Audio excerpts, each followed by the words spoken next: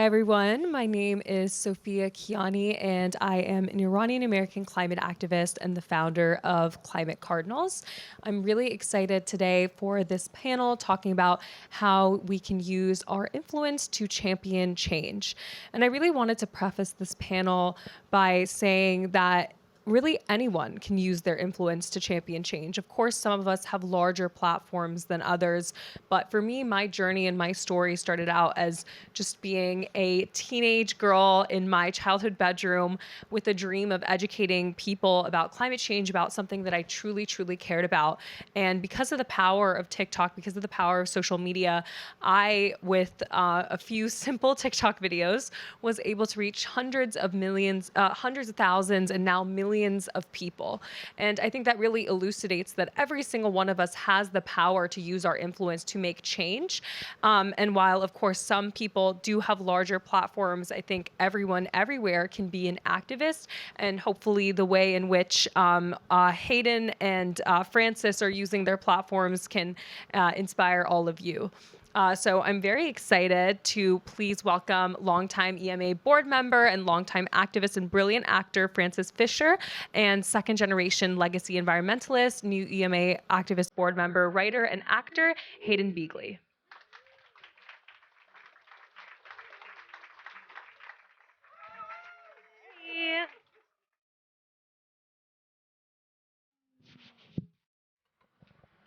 Hi. I'm starting a new hashtag, freezing to global freezing. That's what I meant to say, global freezing, because it'll mess up the climate deniers. It's so cold in here. It is a bit chilly. I can feel like a gust of wind. I don't feel a thing. Dressed for tennis. Well, Francis, you've been using your influence through entertainment for over 4 decades, and I'd love to know, what changes do you see in grassroots campaigns with the emerging use of social media? Oh my goodness. Well, social media has changed everything, I think, because people can communicate with each other so much faster. It used to be phone calls. It used to be emails. It used to be letters. We go back. It used to be answering machines that we wouldn't know anything that was happening during the day until you get home at 7 o'clock, right? And then you have to listen to your answering machine. It's like, oh my God, I forgot that. Yeah, so everything has sped up quite a bit. It's great. And I know that Debbie and Asher asked you to send some memorable photos, and you sent 750. No, did I really? That's going to go into my memorial. Save them. With music. And you did send 750, but we've picked a handful of them, and we're going to play a game. So we would love for you to tell us the photo behind each of these, the story behind each of these photos, and we're going to make it a flash round, or else we're gonna be here until midnight. So 30 seconds, please, per photo. 30 seconds. So you can see the photos are running. So let's start with this one. Hollywood Boulevard, Medicare for All. Love it. Oh, Pussy Hats. It was the first. It was the first women's march, and that's Jane Fonda and Lisa Ann Walter. Barbara Streisand. Is there a story? No, not that I can tell. No, we were all, and Jamie Lee Curtis, and who else is that? I can't see. Carrie, and then Dirty Dancing. Yeah. This is all, gays love vaginas. Yeah, that was all the same day. There are many stories, but you said 30 seconds, so we'll talk later. Oh, this is when we were doing an action here in Los Angeles, but I got that hat from my dear friend William Hawk. What does it say? Oh, God. I should know this, right? I stand with Standing Rock. I was being interviewed by Eyewitness. Well, Jeff, I think that was the AARP Awards. So, because I sent you 750 because I thought you wanted all my activism, which runs the gamut of, not. And then you said, just send us climate. Oh, there we are. Climate together. stuff. This is the Begley family. Aww. And Bill Nye the Science Guy. I remember that. Oh, this was us collecting clothing for the LA Mission, a group of activists. The Standing Rock in front of the federal building, because that was Divest LA a couple of years ago to move out of. Oh, there it is, Divest LA, and a wonderful activist. Oh God, this is the lightning round. Lydia Ponce was the native that I was holding hands with in the other one, and this is. Pass. I can't speak. Call a friend. Move on.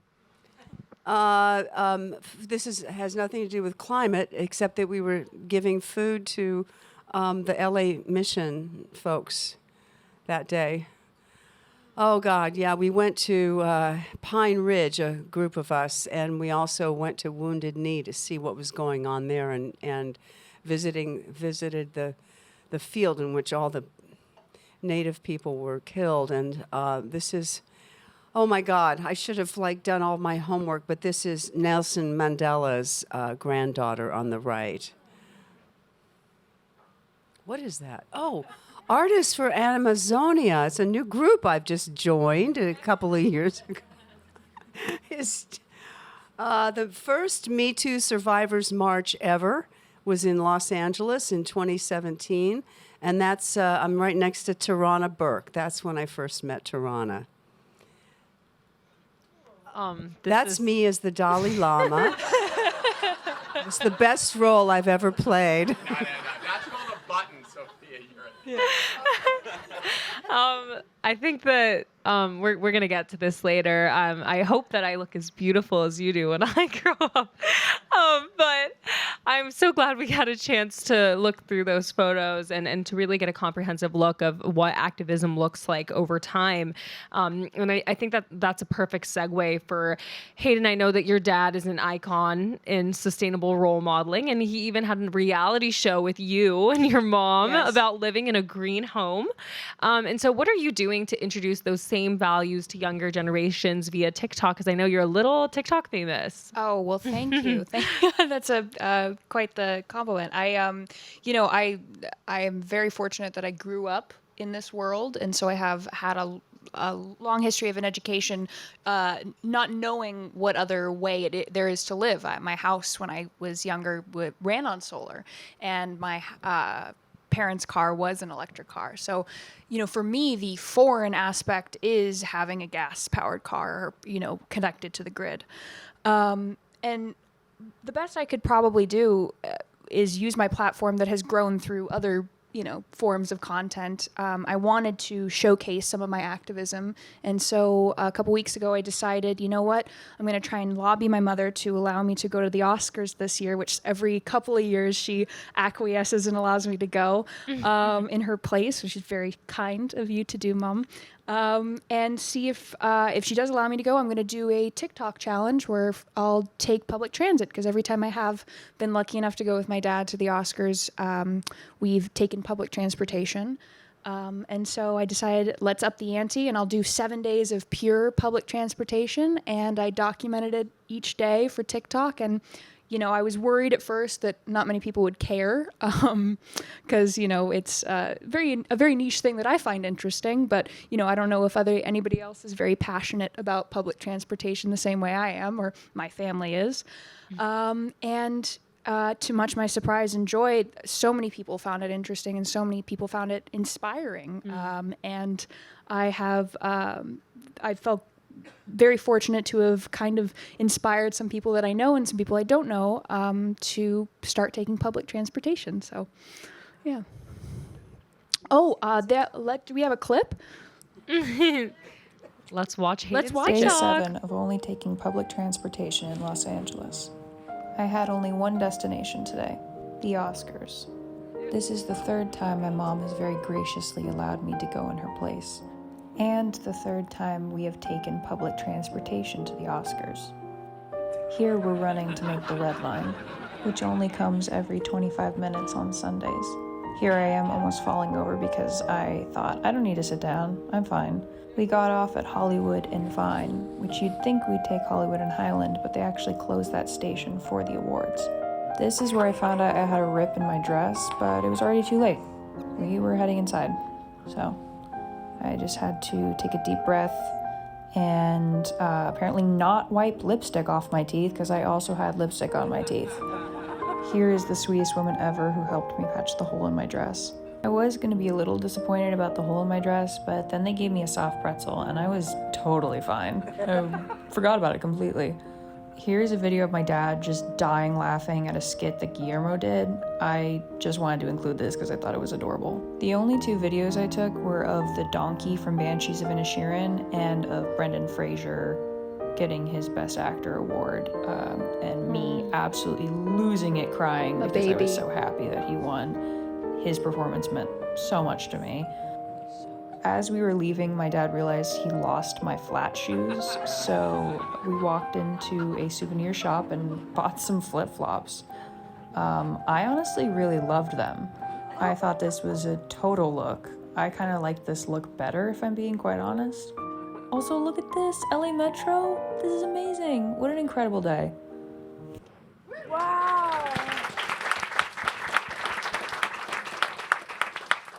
You know, when you make a TikTok like that, you don't think that it's going to then be screened in front of you, in front of a room full of people, and everybody's going to see a hole in your dress and you crying. But I'm still very glad that it did as well as it did and that I got to showcase that with people. And, you know, it might have not been the most glamorous, you know, coming to the Oscars, but it was definitely the most truthful. So thank you.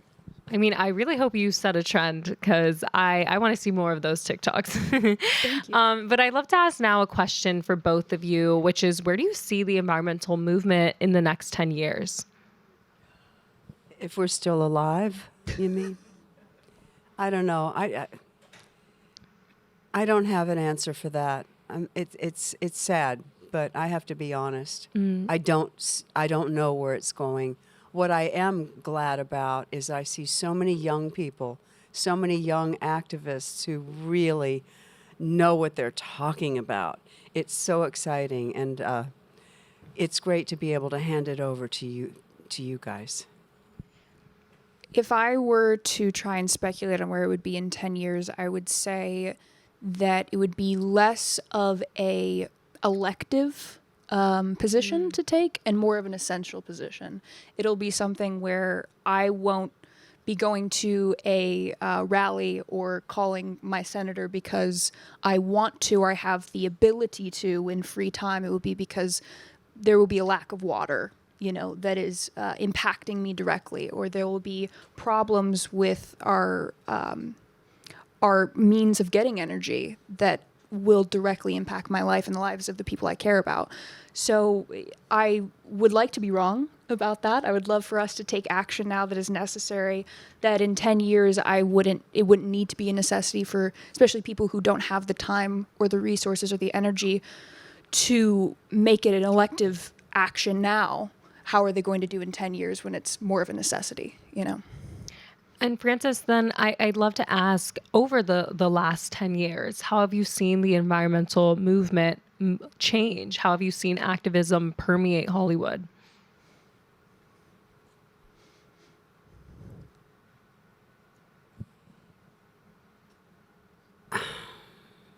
What did you say, Debbie? She's mouthing something to me. Because how have I seen it change? I think the Environmental Media Association has done an amazing job of getting the information out that there is activity in this arena, and that how many millions of hits have we had? So, you know, because 40 million last year, billion with a B. Oh. Because that's so important, and just the fact that we're here, that's what to say. The fact that we're here, the conversation is, I shouldn't be talking.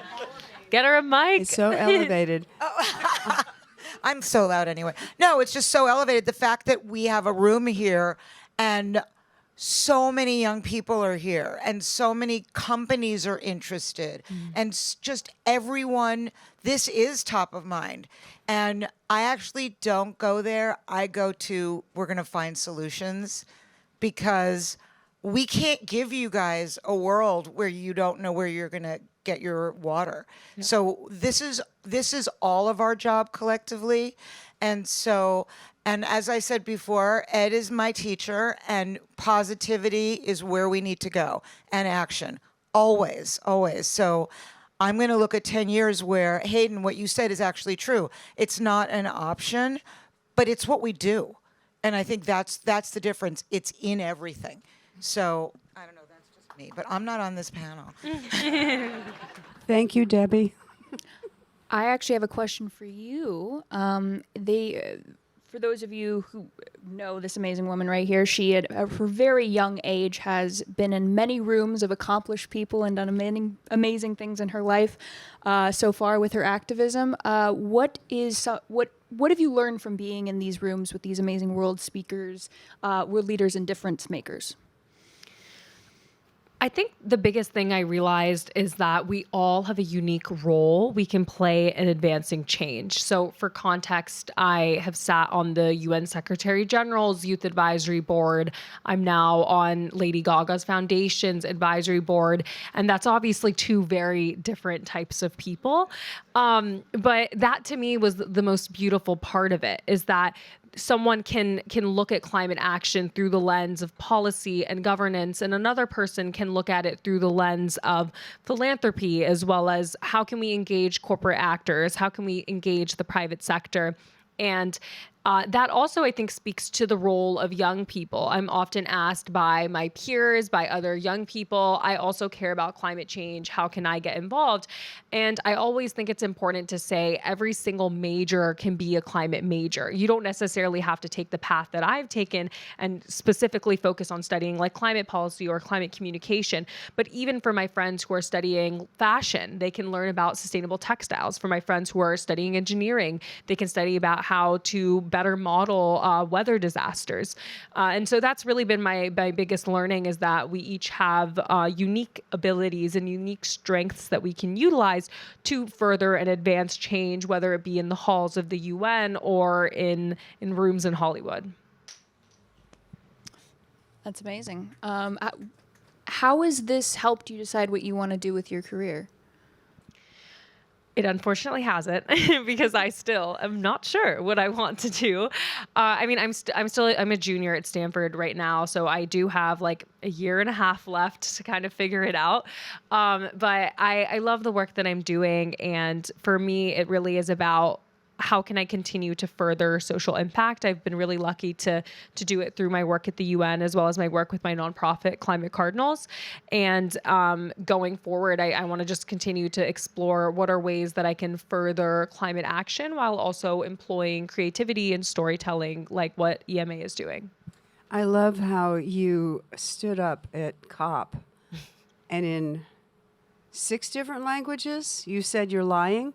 Yeah. This woman, she's 21 years old and speaking out like that. You're magnificent. You're so sweet. And I think that it really speaks to the fact that here we're valuing openness and transparency and having hard discussions. And I think to Debbie's point, so much of this has to be about being positive. And yes, we're supposed to have difficult, hard conversations with people. We're supposed to hold corporate actors accountable for greenwashing, but at the same time, we need to take a lens of focusing on solutions. And so the point of me doing that was to say, listen, the head of the UN Secretary General told you guys to stop lying. So why don't you stop lying and instead come to the decision-making table, and how can we have productive dialogue about how we move forward? Oh, looks like I have a question too, it says. Well, this is for both of you. Your generation processes everything faster than anyone before them. I'll vouch for that. They live on their phones. They're far more inclusive, but the community is mostly and sometimes only virtual. So how do you create in-person grassroots moments? Because that's where I've used to live, in those personal spaces.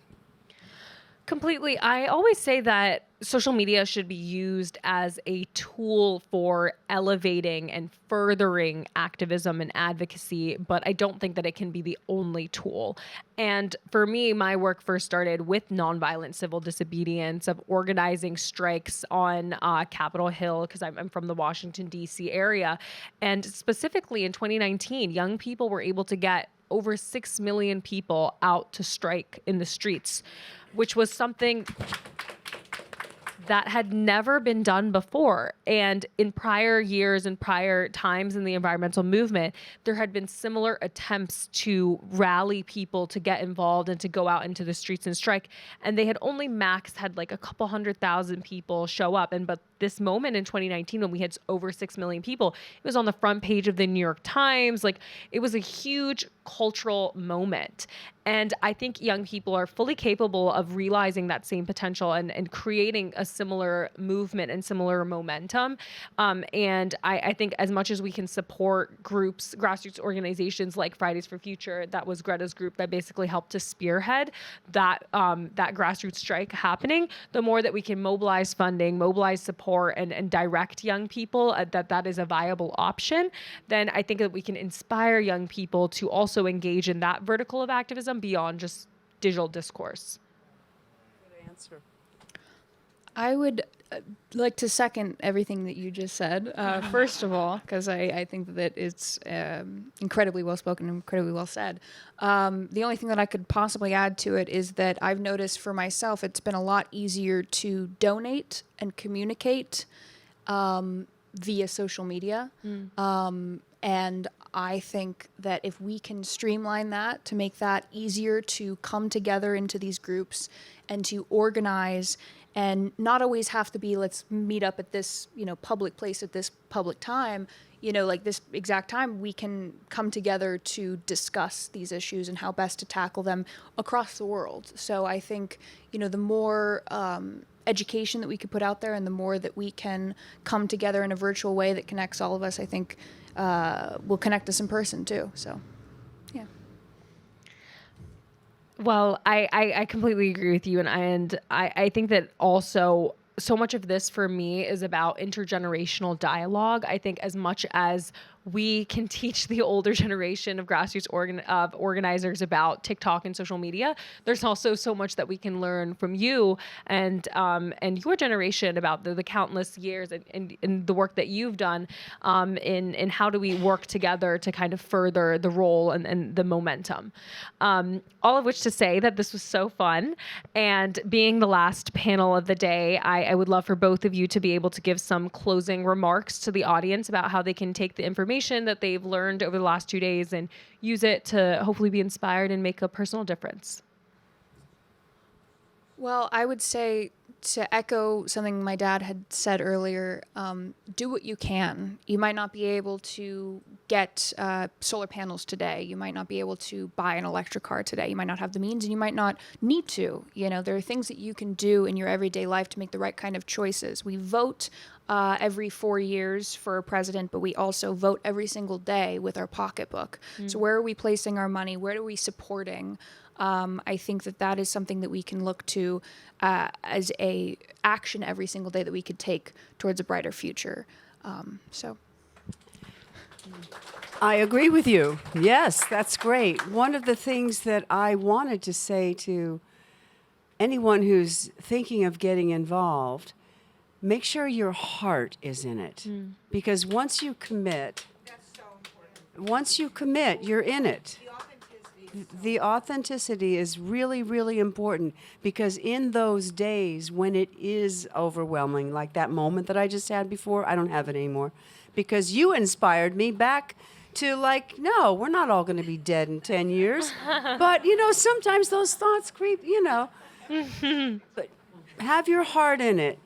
And commit to one thing instead of three things. One of the things that I learned over my activism years, I sound like I'm retiring, is that I would, when I wasn't working, I would get involved with this cause and this cause, because they're all important. That's the thing, right? If it's fashion, if it's climate, whatever, but climate is the most important, I believe, because everything else is moot if we don't have clean air, clean water, and soil to grow organic food in. So there's that. And also, whenever there's a setback or something that seems negative, always look for the silver lining, because there is a lesson for you in it. Like the pandemic, as horrible as it was, we all got on Zoom, and so much organizing happened in those spaces, that probably wouldn't have happened. I feel as if it accelerated this movement as opposed to tamping it down. So that's what I have to say.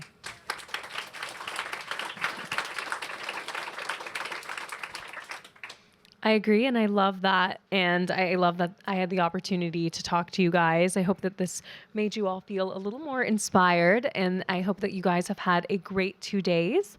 And so, yeah, thank you guys so much, and thank you all for listening.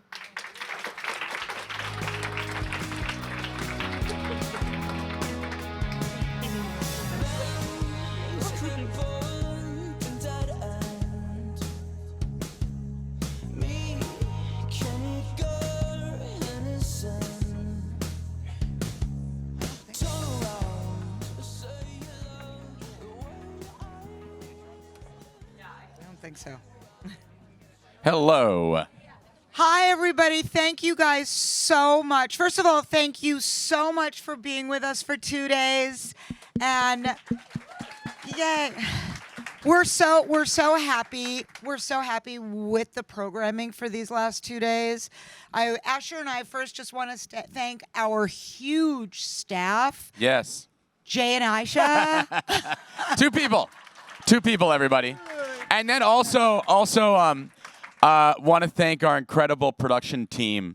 Some of them are here and some of them are downstairs.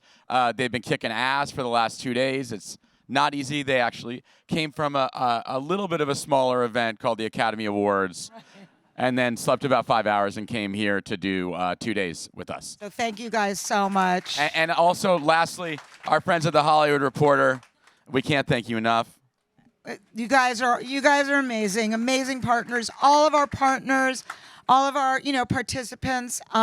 We just really appreciate it. We love this event, and thank you everybody who's flown in here. Mustafa, thank you so much. I'm looking at you, and you took a trip and came here to be such a beautiful speaker, so inspirational. And just thank you all. And right now downstairs. Everybody have a good time, and we'll see you again at the next summit. Yes, thank you.